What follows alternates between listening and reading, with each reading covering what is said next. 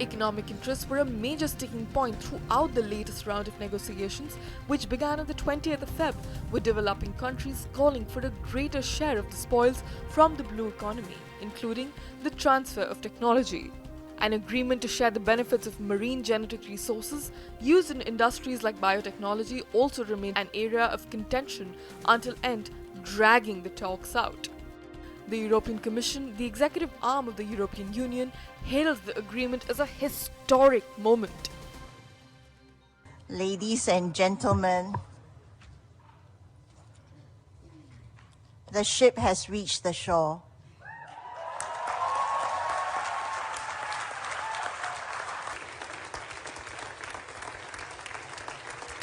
I mean, this is huge. This is really, I think, a keystone agreement if we're going to try and protect 30% of the ocean.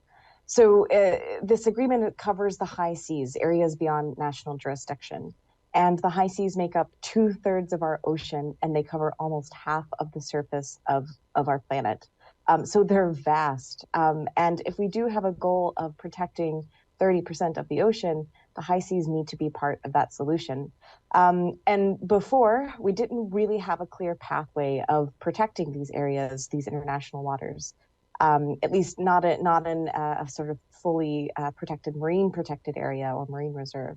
But now that's what this new treaty does, is it gives us that opportunity. It gives us the legal framework that we can use to establish protected areas in the high seas. It covers, as I mentioned, marine protected areas, right? So it will set out a new international body that will have the ability via a conference of the parties to actually establish marine protected areas in the high seas. So that's, I think, a really big tool.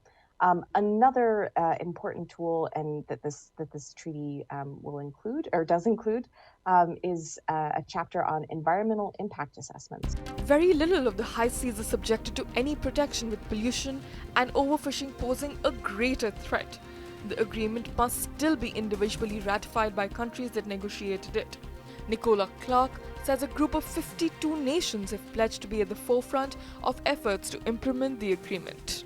One relates to marine genetic resources that are in international areas, so in these areas beyond national jurisdiction, and including a sort of mechanism on the sharing of benefits derived from these marine genetic resources. And the fourth and final chapter of the treaty deals with capacity building and the transfer of marine technology. And this is a really important chapter as well, because it's going to give us more tools to help empower all countries, in particular developing countries, to have the tools that they need, not only to implement the agreement, so to help monitor these protected areas that we're going to be setting up, and to conduct these environmental impact assessments.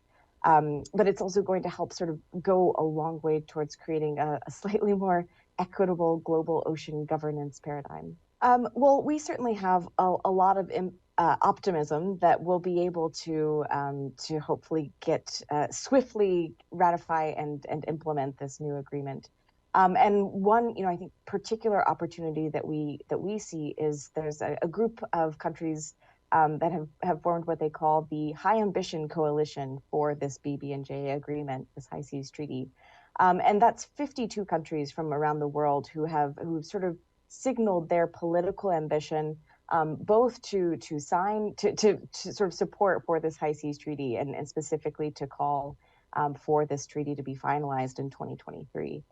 So I think we will absolutely be looking to those 52 countries who are members of the High Ambition Coalition to help lead the way to swift ratification and implementation.